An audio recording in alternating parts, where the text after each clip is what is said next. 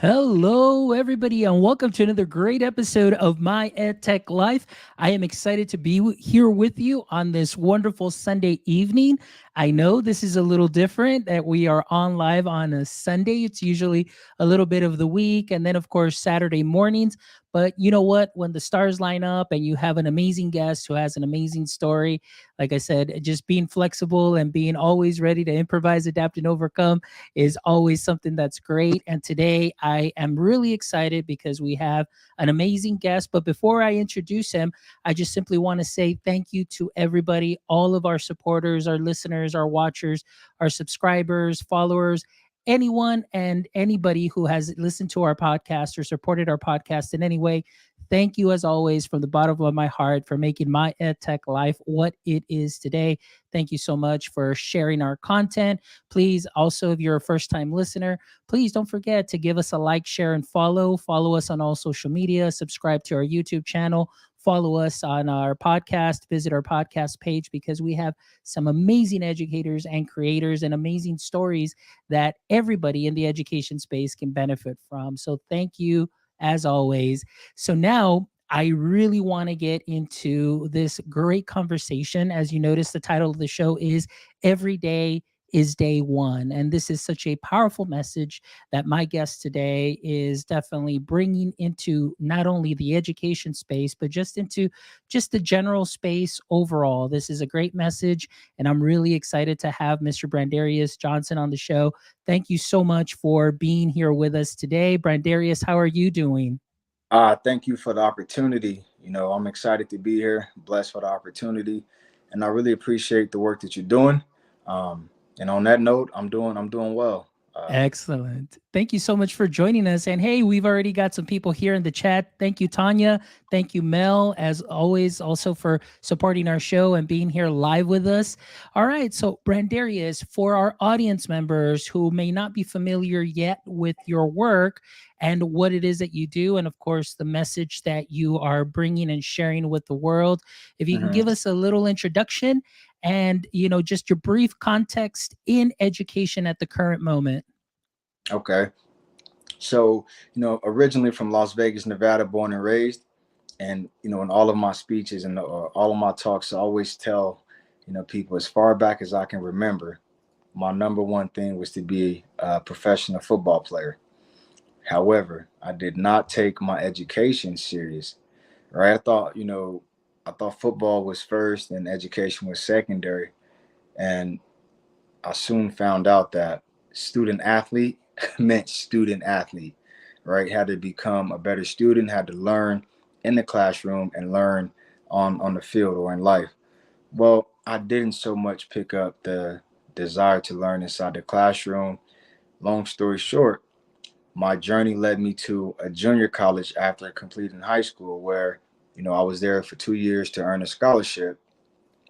Well, my 2 year journey turned into three. It's a great shirt at the first year. I was a little small for the position that I played, and it was those years that made me realize how important education was, because every year for the 3 years that I was at Saddleback College, I received an injury. The first one, I didn't have a surgery, but the second two, 2010, tore my left meniscus, 2012, tore my right meniscus. And it just made me realize how important your education was, right? At some point, it didn't occur to me that football was just going to be a short window of my life. And with every injury, I seen the NFL going further and further away from me.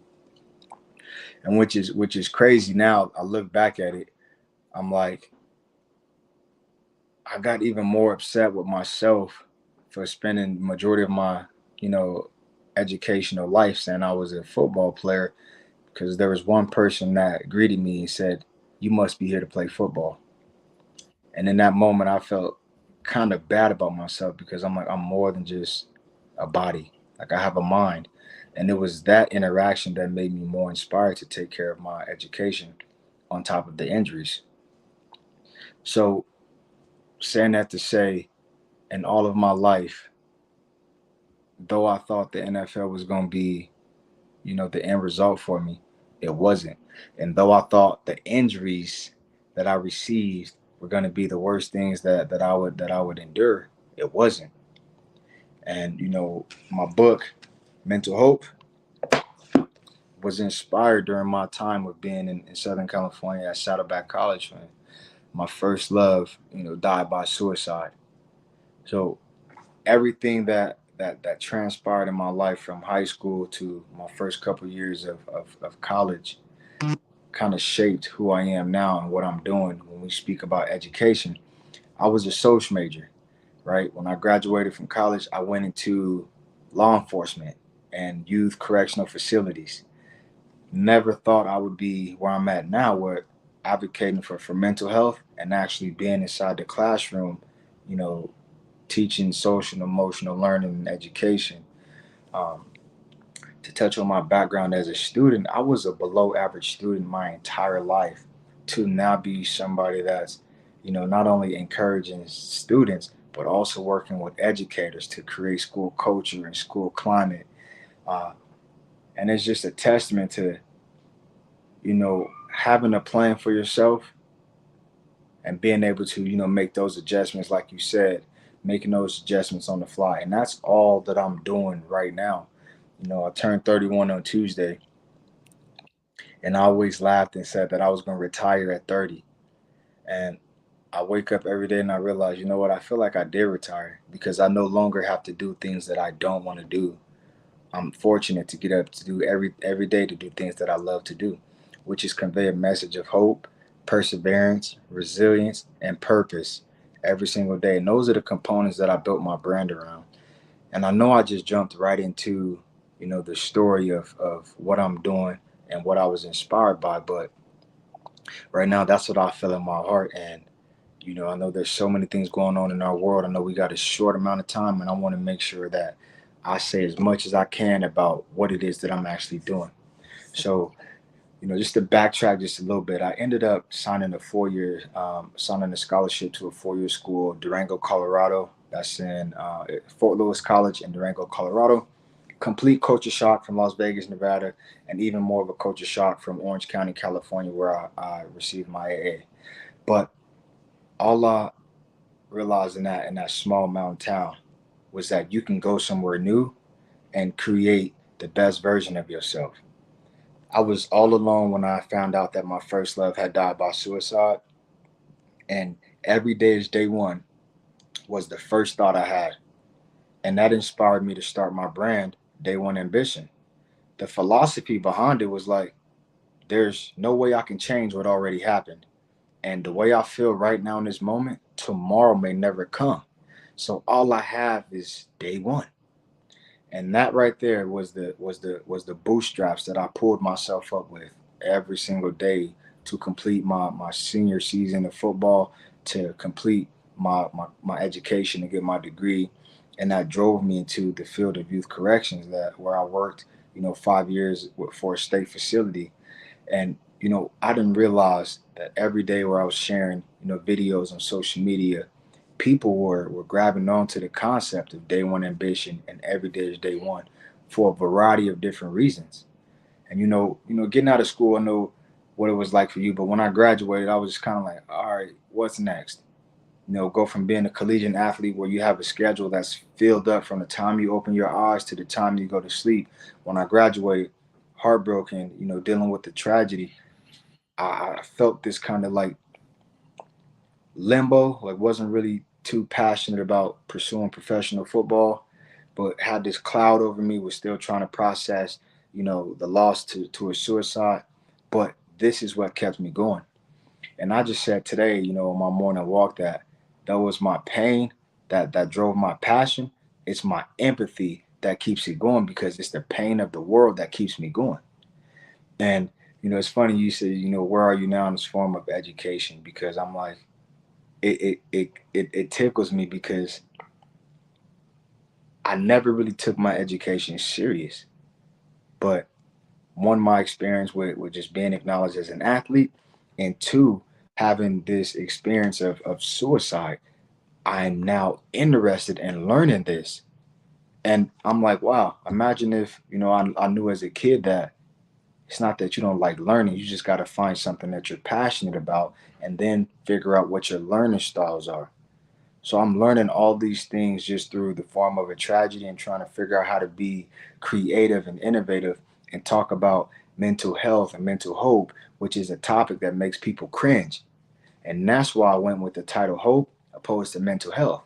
It leads into my mission of helping other people evolve. That's what hopes mean to me. On my front cover, on the title of my book, I put "There's no surgery for depression." I really felt that because, you know, right now we live in a society and we live in a world where there's a medication for everything, right? With this, I know there's medications for mental health and mental illness, but you can't fix this. There's no surgery. The person has to make a decision and a choice day in and day out. That's why every day is day one. Because the work you did yesterday, it may not feed you today. And if you don't take care of today, there may not be a tomorrow. So it really just pushes people to live in the present moment. And that was big for me because in all of my years, my 3 years of living in California, I can probably count the times I went to the beach on one hand because I was living so far in the future. I got to get a scholarship. I got to go to the NFL. I was so far in the future that I didn't even enjoy where I was. And that's so powerful for me today. And I, try to encourage everybody that I can to live where you are. And, just looking at my life, how my whole brand and every t-shirt that I have under my brand is its own pillar. I have 5 different messages. Number one, purpose. That's the world wouldn't spin the same without you. That's my way of telling everybody on this earth that they have a purpose. That was inspired by a 12-year-old girl who wrote a suicide note when I was working at a mental health agency. And I said to myself, there has to be a way I can communicate purpose and passion to everybody on this earth, regardless of what they have or don't have, regardless of where they come from or where they're going. It's like the ultimate place of no judgment. It speaks to a pillar. I believe if you know that you have a purpose in this world, you stand a chance of succeeding because you believe. And also, that goes into, self awareness. I know who I am. There's a less chance of anybody telling me what I am or what I'm not or what I'm capable of and what I'm not. And that speaks to students as young as kindergarten up to PhD level students. Because what I've come to realize, you can have a smart, bright, intelligent individual who can do all of these things in the classroom, but can't look in the mirror and acknowledge and appreciate the person that they see. So I've utilized my whole life as a case study and using my own, tragedy and my own shortcomings to connect with people from all over the world to now realize, there's a reason why so many people tell me their story. There's a reason why so many people come to me and gravitate to what I'm doing. And I think if I'm being honest, I struggled with it for so long because I'm just like, look, I'm just a regular person. But what I've come to realize is I'm also helping fix people. I'm also showing people that you can go from breakdown to breakthrough. I'm showing people how important hope is in this world and what you can do with just mustard seed worth of faith and hope. And just taking everything that I'm inspired by on the back of my book. I'm not sure if you're familiar with Nipsey Hussle, but his concept of life is the marathon continues. So when he passed away, I was devastated because I'm looking at him and how he's doing his music and his merch. I'm like, he's using the same things that I'm using. He just has a bigger platform. But when I thought about TMC, I said, well, the mental hustle continues because I don't think you'll ever, as long as you're alive, I don't think you're ever at a place where you should be done working, especially in your mind. And that made me realize some people achieve success, then they fall off. So it doesn't matter if you're in experiencing the highest of the highs or the lowest of the lows. Your mind needs to be working. You can't drift off into idle time. And thought about it, you know what? This is going to be pillar number 2. That's perseverance. That's resilience. That it doesn't matter what's going on in your world. You got to be able to be resilient. The mental hustle continues. You do a great job, good. Celebrate, but not too much to where you lose focus. You missed the mark, hey, it's okay. Make the necessary adjustments and get back to work. And uh, the next pillar is hope. So I already shared that hope means to help other people evolve, but we took it a step further when we created this 12-week student study guide that goes with my book by breaking down an acronym of hope and utilizing it as a tool to promote mental health, mental optimism, mental performance, and mental evaluation. So it's a complete self and social awareness program for students age 6 through 12th grade. Now, I firmly believe it can be utilized, beyond those years. But if I had to identify a niche market, I'm gonna stay with 6th through 12th grade. And I think because I believe that all people, need support, but I feel like if we can really get to the younger generation and give them the tools to help them, shape the lifestyle that they aspire to live, regardless of what the home life looks like, if we can build them the confidence and the tool set up here to be able to think their way in and out of situations, then I believe we can start to see a shift across the nation. And that's what my passion is. I reflect on my own life, even connecting to, I guess, my lack of interest in a classroom. It was all about me not being able to see the whiteboard and sitting in the back of the classroom because I'm embarrassed by that. Because if I sit in the front row, I still can't see. It was a lot easier for me just to sit in the back. That directly correlates with my experience of working in youth corrections, and I see students who can't read. If you ask them to read, it's easier to flip the table and walk out.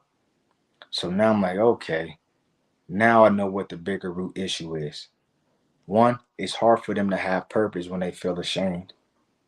Two, you mentally they checked out because now they're ashamed and they don't even know how to say that. So it's easier to flip the table. Now they're in trouble. Now they've lost all hope when all they had to do was say, "Hey, I can't read," or "I'm not good at math." So, in all of my years of working in youth corrections, I knew communication was very important.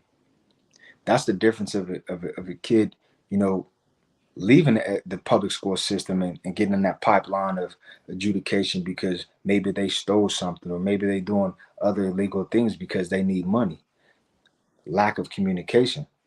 So most of my passion with the mental health and my experience in youth corrections was like, you know what? I want to be able to help people not only know that they have a purpose, know that they can overcome obstacles, but be able to effectively communicate and say something when something's wrong or identify when something may be wrong with somebody else. And that's where the whole concept of Be the Hope came about. It's a personal and global call to action because the mental hustle continues. Okay, you're fine. That's good. Check on the people next to you. Okay, you're not okay. Hey, mention this to somebody.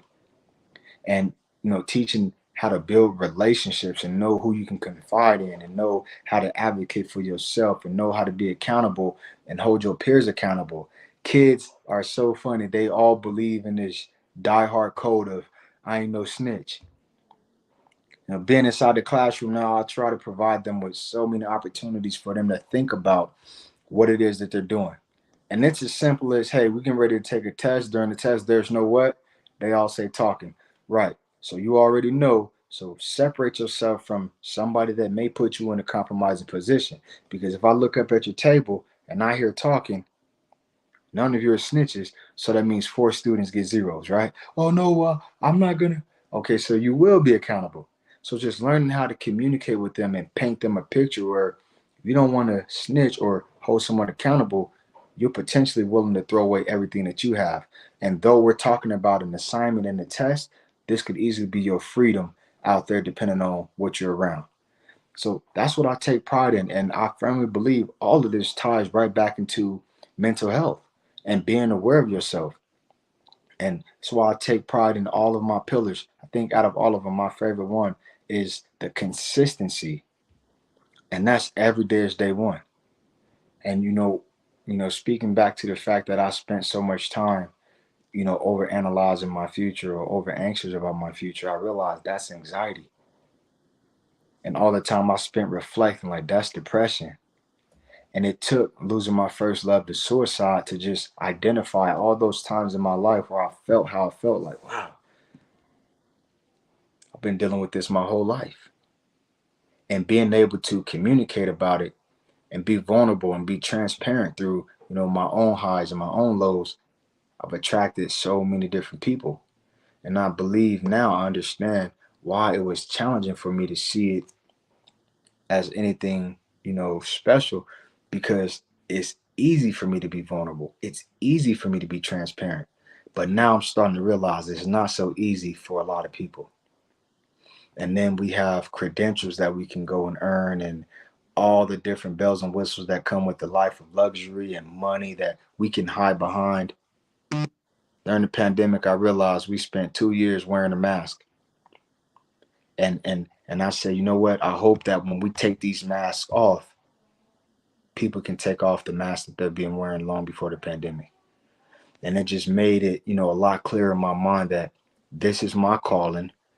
This is what I'm put here to do. And I'm no longer walking in eggshells with it.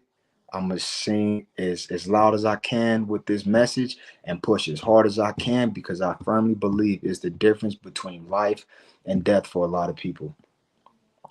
And just through, being innovative and finding ways to engage. I did a 100-mile run in 2020, and we engaged 40,000 people in 10 days from all over the place. Just just by saying, I'm gonna do this. And I built this from scratch and tragedy.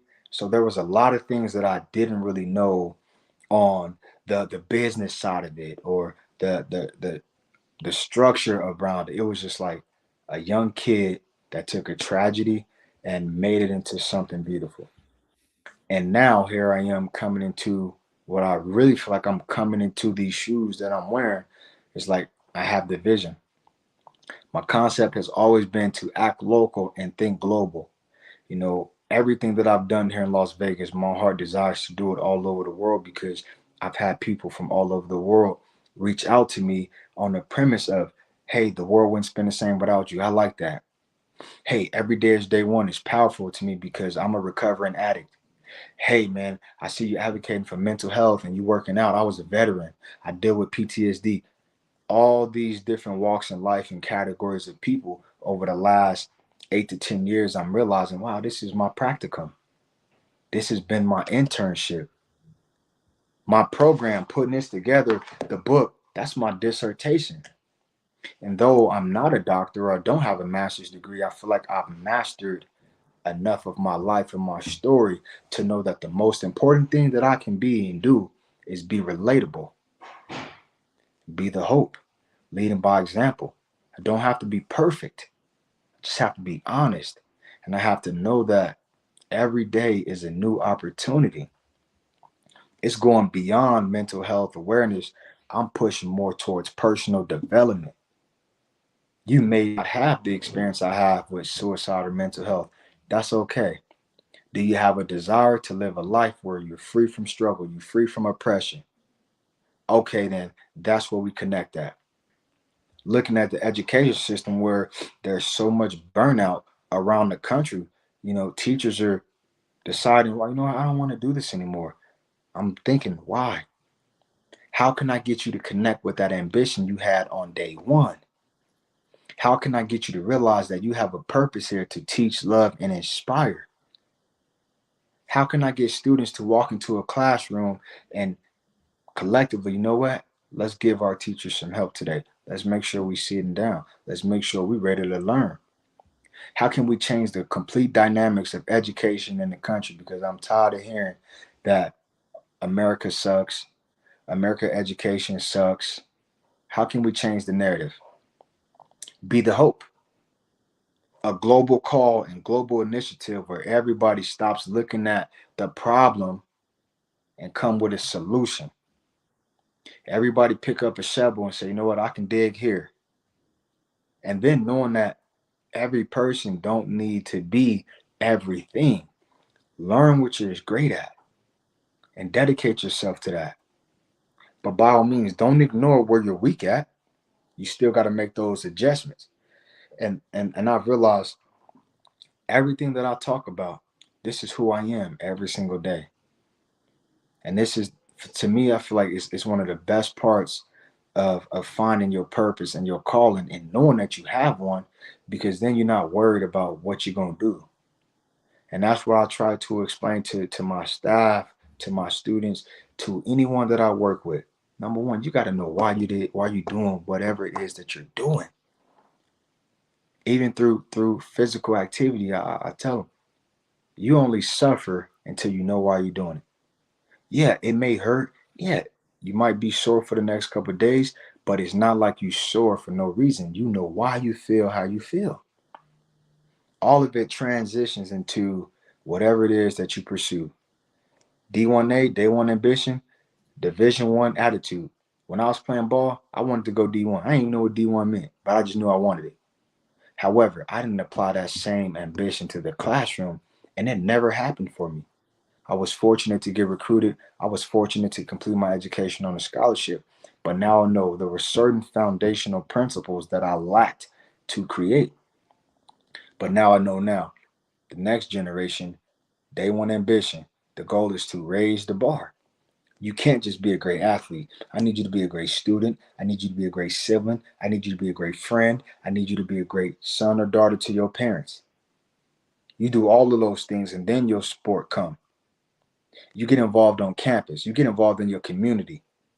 You see yourself as not just a D1. You identify the Division One school you want to attend, and then you start your own research and see, if I can live in this city. Do I like the weather? Do I like the culture here? Do I like the atmosphere?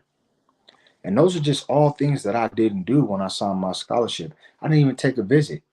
I took 2 recruiting trips, and I committed to a school that I never even heard of, in a place I never even heard of. So all of the things that I've experienced in my life became teachable moments. And that's why, when I wrote my book after I did my run, and so many people reached out to me, and my team just felt it was necessary. But what I learned in that was like, you know what?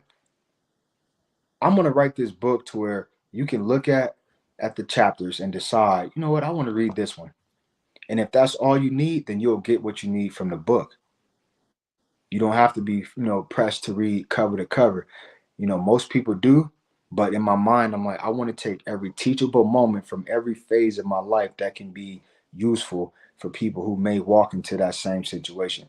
And now that's how I live my life. And I realized, like I said earlier, just figuring out how to be relatable. And that's how I look at even, consulting and working with schools. I'm quiet in the first meetings. Beyond the introduction, I'm like, I need to know what it is that the school needs help with, or struggling with. Because every entity, every school, every person is different. I can't just come in there and talk about what I can do, what I know, what I feel. No, explain to me what's going on here. And then we can pull from my experiences and kind of create a blueprint. And that's been, the most effective thing. And it works, and it's real, and it's honest, and it's authentic. And that's what I take pride in, just not selling the pipe dream, just going in and showing like the power of positive energy, the power of the domino effect. Let's build upon each other. And today I was just thinking, getting ready for a presentation, in my head I was just thinking like, okay, you got 500 students in the gym. You have everybody stand up. Before I even introduce myself, everybody come down to the court. I got to ask one person in there, what happens when you're playing a sport and somebody gets hurt? Take a knee. Okay, cool. At this moment, I'd like everybody to take a knee. And the concept is that we've all been hurt before. We've all been down on one knee. Now let's all get up together. And that's the concept. You take a complete shift. Everybody getting up. Everybody, I can do it. I am the hope. My coach used to say, you're point shaving if you're in position to make a play and you kind of wait and see if somebody else is going to do it. That concept never left my heart and my mind, because I'm like, we live in a society where people are like, okay, I'm good, my people good, I don't need to do anything. Or that didn't affect me, I'm good. And you point shaving. If you in a position to make a difference and you don't, you point shaving.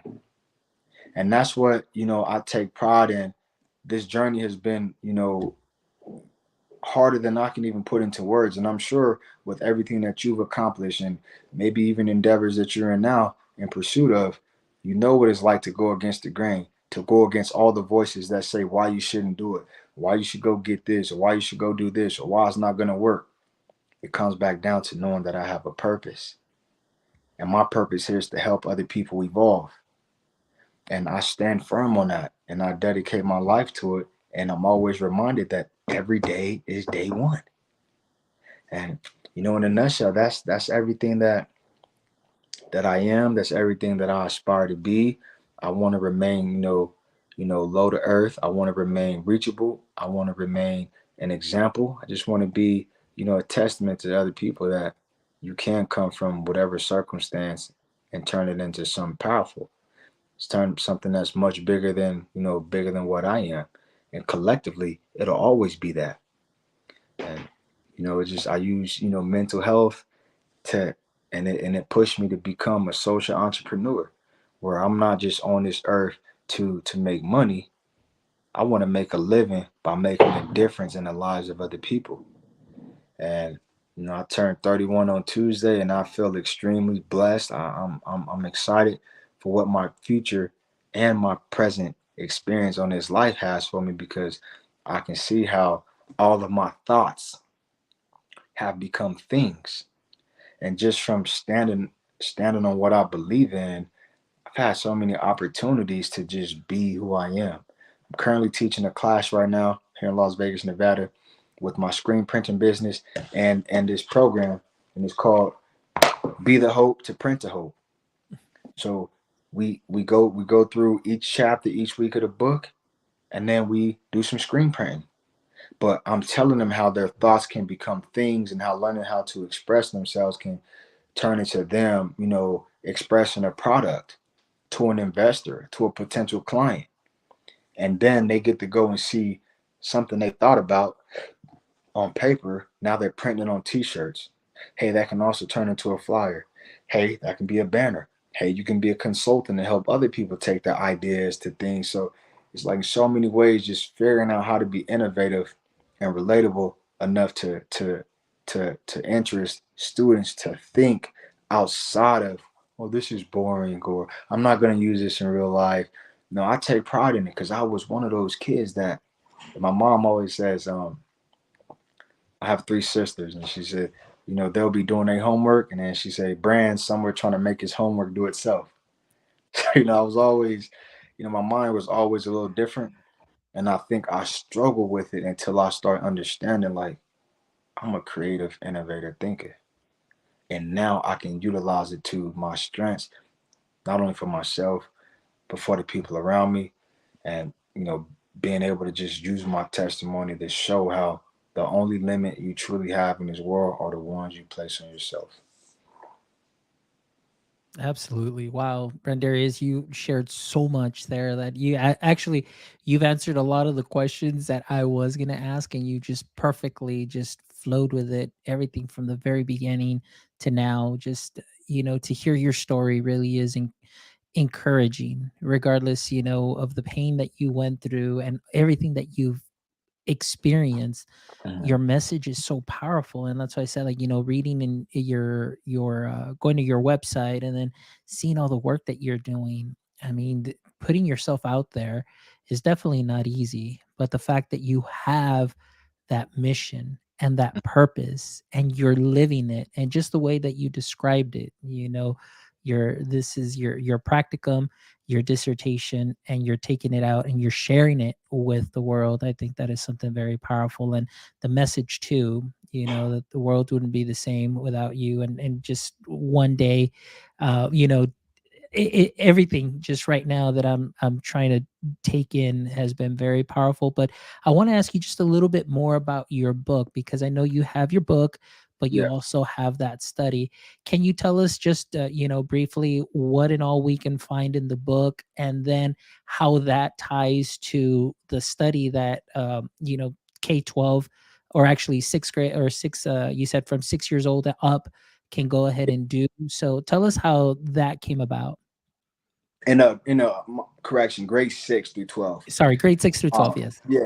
So how this came about, long story short, I ended up doing a consultation for a client for a logo, and this person happened to be a psychologist, so it was in the field of mental health, and I did a logo for her, and then I did T-shirts for her, and then just having a genuine conversation. She's like, "Yo, you speak well," and I'm like, "Well, I'm a speaker." The T-shirt, just that business just came by way of me doing what I was doing and then doing it for schools. So long story short, she's like, "Hey, Brand, I got a question for you," and I'm like, "What's up?" And she's like, "Well, I want to know if I can afford you to do commercial skits for me. It's like everything that you're doing for your own brand, like I'll pay you to do it for me if I can afford you." So I'm like, "Miss, you serious?" So I was like, "I have something even better. If you just read my book and pull excerpts from each chapter, I'll write as many skits as you want." And when she read my book, she called me. She's like, "Hey, I have a friend that I want you to meet. Is it okay if I share your information?" I'm like, "Sure." So we went to lunch, and I met, Miss Linda Harris, who was a counselor for 25 years in the Clark County School District here, and an educator for so many more years, and at the collegiate level. Miss Linda read my book, and she called me. And she said, "Hey, um, what are your intentions with your book?" I said, "I just want to go to schools. I just want to speak." And she was like, "Okay, what are your real intentions?" I said, "I just want to travel. I just want to speak." She's like, "You don't know what you have here." And I was like, I just kind of laughed, like, "Yeah, it's my life story. It's my book." And she's like, "I understand that, but you represent every kid I sat across from for 25 years."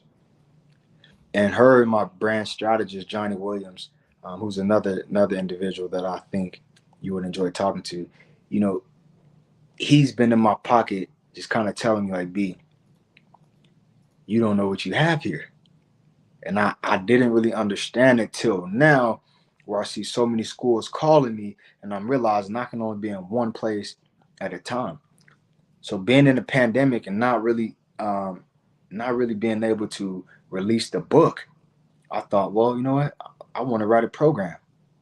So Ms. Linda and I, we sat down, and I was real passionate about doing groups. That was one of my favorite things that I did in youth corrections.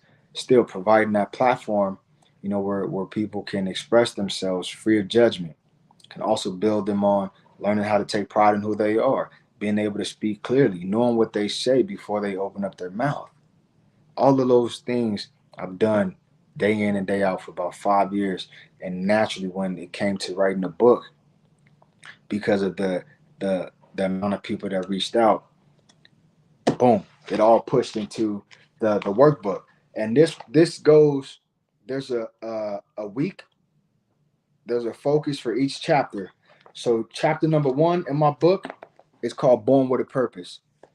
So on this one, you'll say at the beginning of chapter 9, Brandarius shared how he felt guilty about his behavior and said he had no self control. Please share how you relate to this on your own choices in behavior and attitude.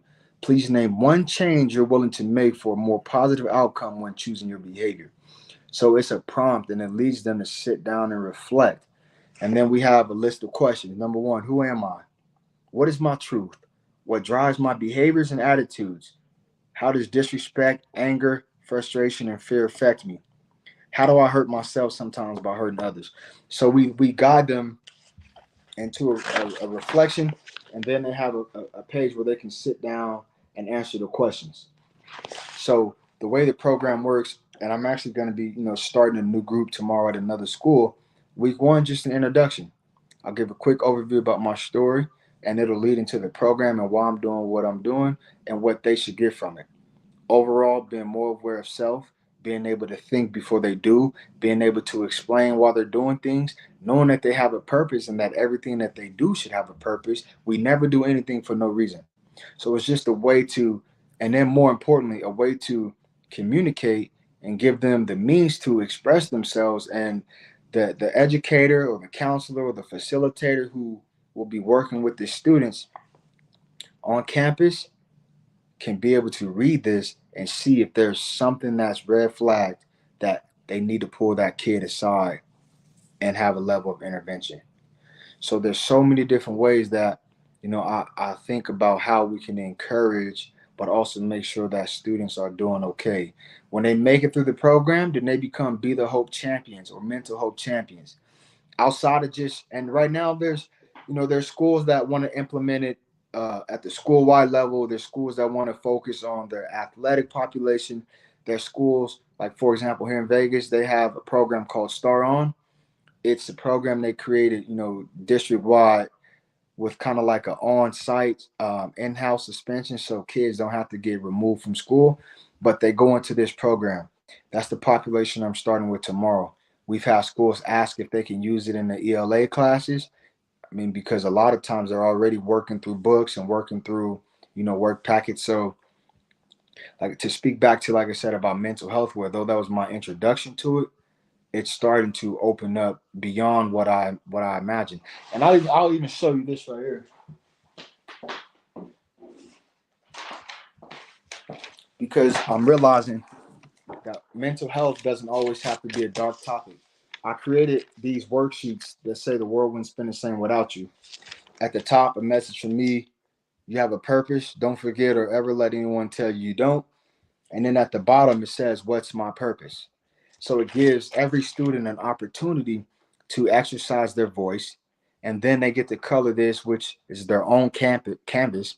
And then collectively, as a class, we'll color one. And that becomes potentially a shirt for that class or that school.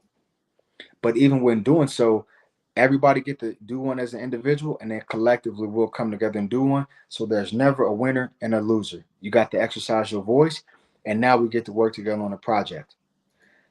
And people will say, well, high schoolers don't color. Okay, you put me in your toughest classroom and let me go in there and do what I do. So I've been able to engage with schools from elementary all the way up to high school with a coloring sheet. But outside of that, it's still a chance to have that assessment. Hey, I seen that you use blue. Are you feeling down or you just like blue? Oh, well, sure, I just like blue. Okay, I appreciate that. But there's so many different ways to engage. And you'll get students that say, you know, purpose on this one: to be happy and to spread love to others, to be a good person. My purpose is to spread love, to care, and to be kind, to live positive and support my family and friends. And these are some of the messages that are echoing from some of the kids who are quote unquote the bad kids. But all in all, I'm like, you know what? I got to be able to meet them where they are.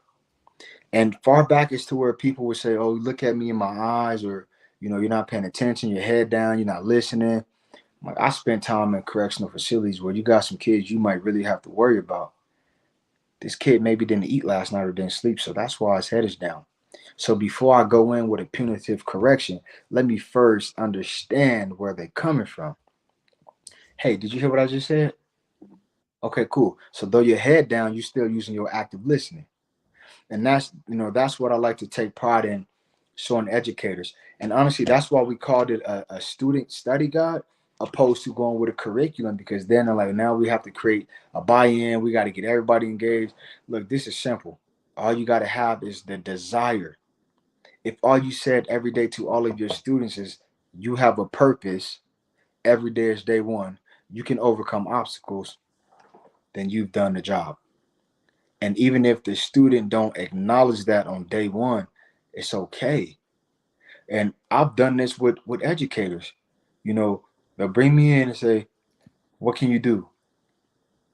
I can do a lot of things. I can teach you how to make a hamburger. But what do you need on your campus? Okay, I can tell you right now with what you just said, your staff have a fear of retaliation, so they're not going to express how they really feel. Now, this is what I can do. I can come in here and we create an atmosphere free of judgment, and everyone is safe to express themselves. And we put an emphasis on why we need to see each other as people and love and support one another. And I'm like, right now, everybody in here is going to share something that they've had to overcome.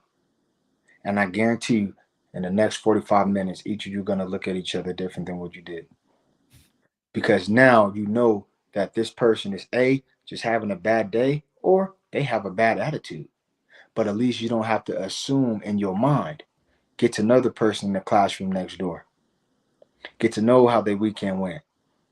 And sure enough, and I said, I said as educators, you expect your students to listen and follow simple instructions. So after this first time I pass this mic, I expect somebody to be up out of their seat and ready. And if you're not transitioning to get the microphone, you should be clapping, supporting your peer who just shared. And it's like, wow, this is what I'm doing. The kid that had a 1.9 GPA leaving high school. But it always reiterates to me that be vulnerable, be transparent, go in and meet people where they are, regardless of the credential they carry, regardless of the potential they're in, regardless of the shoes that they wear. See the person, emphasize on purpose, passion, value, and most importantly, every day is day one. If you miss the mark, if you hit the mark, as my athletes, every player's play one. You scored a touchdown. That's cool. Go to the sideline. Reflect. Focus on the next series. You miss a tackle. That's cool.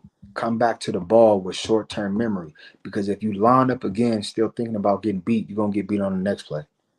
Now your mind is gone. The mental hustle continues. You're going to get rattled. You're gonna get hit a little hard. You're going to miss the mark. But it's not the end all. And it's not over until you decide in your mind that it's over. And man, I feel like, I could talk about this all day. Any topic you give me, I'm going to make it relate because I feel like this is our whole life that we're talking about. I don't feel like there's one topic that I can't connect with or any type of person that I can't, genuinely connect with. Even if we don't see eye to eye, being able to accept that. Not every student has the same learning style. Educators need to be mindful of that. What worked back then may not work right now. And I think that's the difference of being able to take, a student or even an educator from where they are to where we know that they can be, meeting them where they are, showing them that, you know what, you may be having a rough day, or you may be having a rough time with this topic. You may be having a rough time with this student. You may be having a rough time with this teacher, but I see you as a person. How can we resolve this and get you past this? And that speaks to all the students and everybody that say, I don't need math. Well, correct me if I'm wrong, but math is all about solving problems. And every day of your life, I'm pretty sure you're going to have something that can be a problem. And they all go, oh, wow, you're right. Come on, man. Every day is day one. Open your mind, you'll change your life. that's, that's just what it is. Excellent. Well, Brandarius, thank you so much for sharing your heart, your passion. Like I said, like we've gotten a lot of love in the chat. Tanya Gonzalez, who's joining us here locally, she definitely says you're bringing a lot of fire. You're sharing so many great things. We also have Josh Tovad here, who's a principal out of El Paso, also, and he also does show and say that high schools or high schoolers do color and they do love stickers. So it Yeah. doesn't matter what grade level they're in. And Mel, who's joining us from Colombia, also showing a lot of love in the chat. So, Brandarius, thank you so much for seriously everything. This was so inspiring. This was really just touching because of your experience and how you use that now for good and bringing just life into this space, bringing life into classrooms and sharing what your experience was and making that difference through your company, everything that you're doing, through your book, through the student handbook also as well, and all those studies. Man, thank you. I really want to say thank you for what you're doing. And again, being 31 on Tuesday, happy early birthday to you. Thank you so much for Appreciate being on the show. And this is a great conversation. Tanya here says best of luck on your journey. And she also says, thank you for sharing. But before we go, Brandarius, there's always three questions that I love to ask my guests. Yeah. So this is a lot of people's favorite segment. And so if you're familiar with Superman, Superman was a superhero, and kryptonite was something that weakened him and kind of just was that weapon against him in, I guess that we would say, in our current state, whether it's an education that you want to add or just as a society. What would you say is your current or your current kryptonite, I should say? Oh, that's a good one. I would say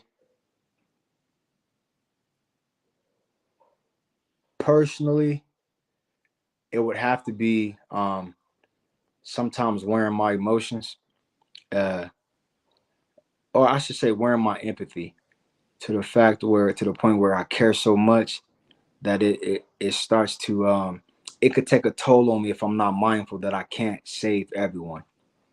And what I mean by that, I did a presentation on Friday because here I don't know if this is a national thing, but it was reading week or career week. So I was sharing my story with some elementary kids.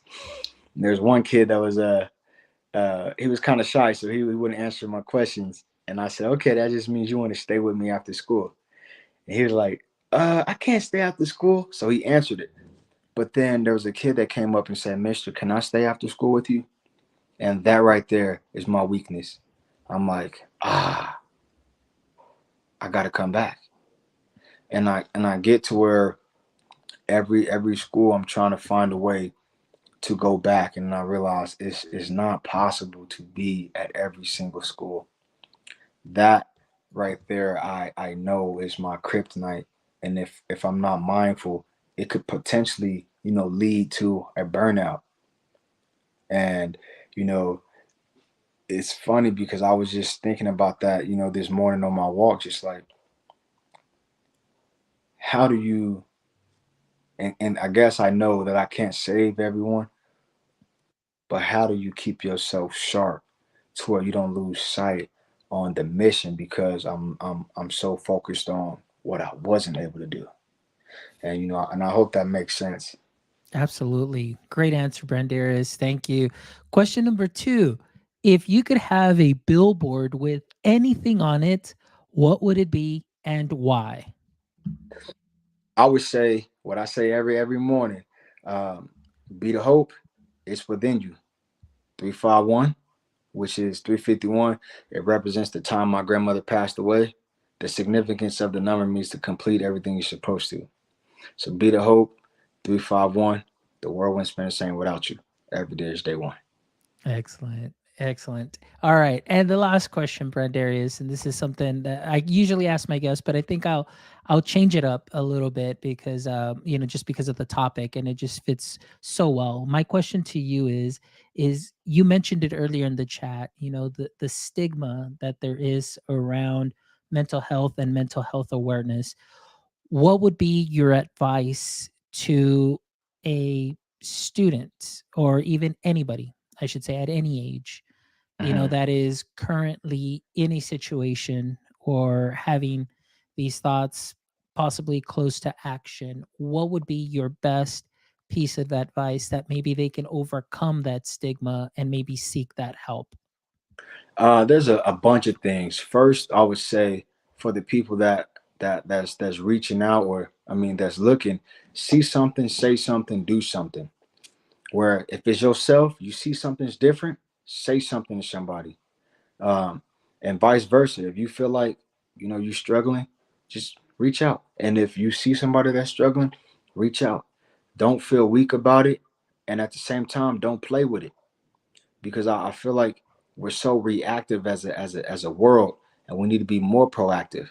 We needed to engage more with our self care and checking on one another, because then we can see what we're truly up against. And if everybody again goes back to be the hope and make it a personal action and an individual action to care for one another, then I think we accomplish it.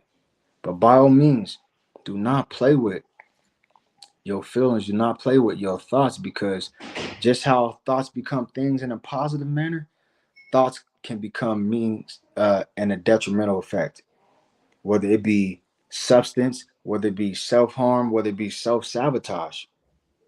The mental hustle continues. Like, you gotta really fight.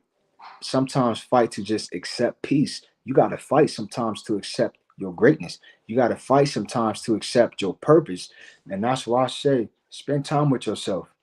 Journal, sit down and write down what it is that you're feeling and why you may be feeling like that. Because then you can create a plan to get away from it. So all in all, be able to speak about it, you know, reach for some help, be able to help those who may be in need, and know that none of us are immune to any form of tragedy or illness. You know, every day we're alive, we take the risk of something occurring in our life. But know that it's not happening to you, it's happening for you. Excellent. Thank you so much for that advice. I really appreciate it, Brandarius. And this conversation, again, has been very fruitful. I'm really excited to really put this up already onto the podcast players so anybody can listen to this. And I just really want to thank you for your time, the work that you do, the advocacy, being into schools, and just bringing your message to the youth of today and the purpose that you have, my friend. I'm so happy, and I wish you the best and blessings to you for everything that you're doing, and that you have continued strength to continue to take this message and continue to bring it out, not just here in the States, but again, even at a global level, at a bigger level, because it's definitely something that needs to be heard. So thank you.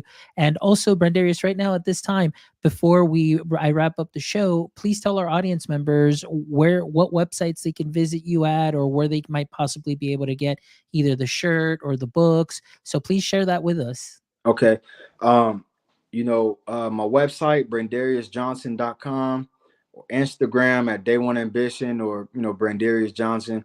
I often tell people a lot of times, if you, I've been so dominant with what I'm doing the last 8 years. Not like dominance is I'm the best or better, just been so consistent that if you put my name in Google, it'll bring something that's directly tied to me, and I'm reachable. I'm gonna respond, and I would love to work with, any person on any level, whether mental health clinician, school counselor, school teacher, administrator.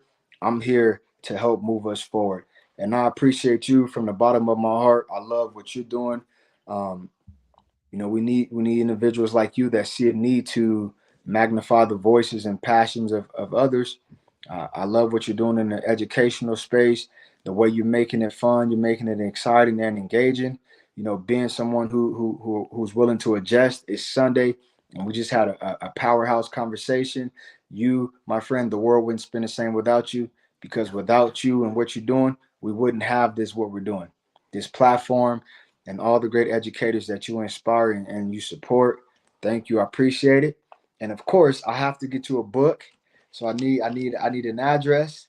Uh, I need, the correct spelling of your first and last name, or, whatever you want me to sign, and a t-shirt size, so I can get you a package out.